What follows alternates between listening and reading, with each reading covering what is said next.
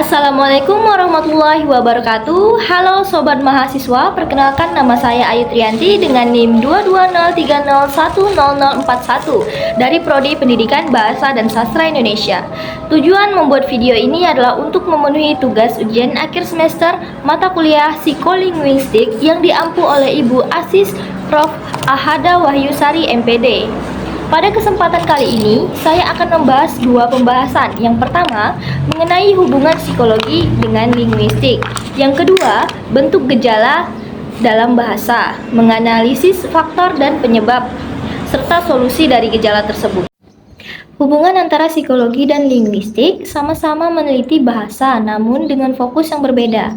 Tujuan psikologi adalah untuk memahami bagaimana manusia berpikir, berperilaku, dan berinteraksi, sedangkan tujuan linguistik adalah untuk memahami bagaimana bahasa digunakan dan strukturnya. Psikologi fokus pada proses mental yang mendasari penggunaan bahasa, seperti bagaimana manusia memproduksi, memahami, dan belajar bahasa, sedangkan linguistik fokus pada struktur bahasa itu sendiri, seperti tata bahasa, semantik, dan pragmatik.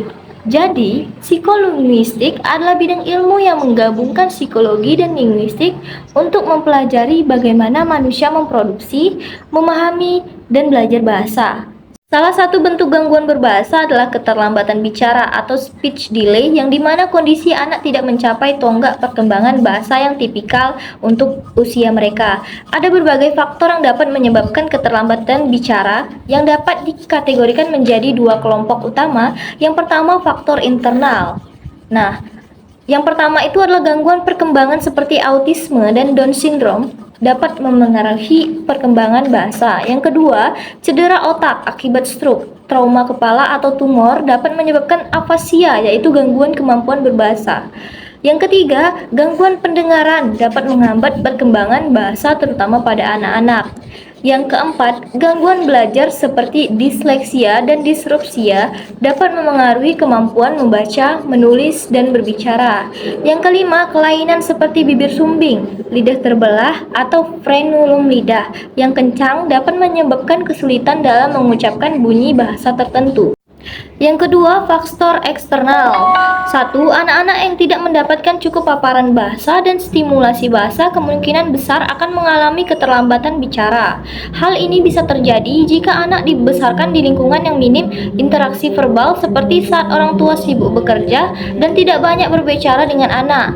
Yang kedua, orang tua atau pengasuh sering menggunakan bahasa yang tidak tepat, seperti berbicara cadel atau menggunakan kata-kata yang rumit yang dapat membingungkan anak dan menghambat perkembangan bahasanya. Yang ketiga, paparan layar yang berlebihan dapat menggantikan interaksi sosial dan komunikasi verbal dengan anak yang penting untuk perkembangan bahasanya. Yang keempat, orang tua yang terlalu protektif atau terlalu banyak menuntut anak untuk berbicara dapat membuat anak merasa cemas dan stres yang dapat menghambat perkembangan bahasanya. Solusi untuk keterlambatan bicara atau speech delay tergantung pada penyebab dan tingkat keparahannya. Berikut beberapa solusi yang dapat diberikan. Yang pertama, terapi bicara. Terapi bicara adalah solusi utama untuk mengatasi keterlambatan bicara. Terapi bicara akan melakukan evaluasi untuk mengetahui tingkat keparahan keterlambatan bicara dan merancang program terapi yang sesuai dengan kebutuhan anak.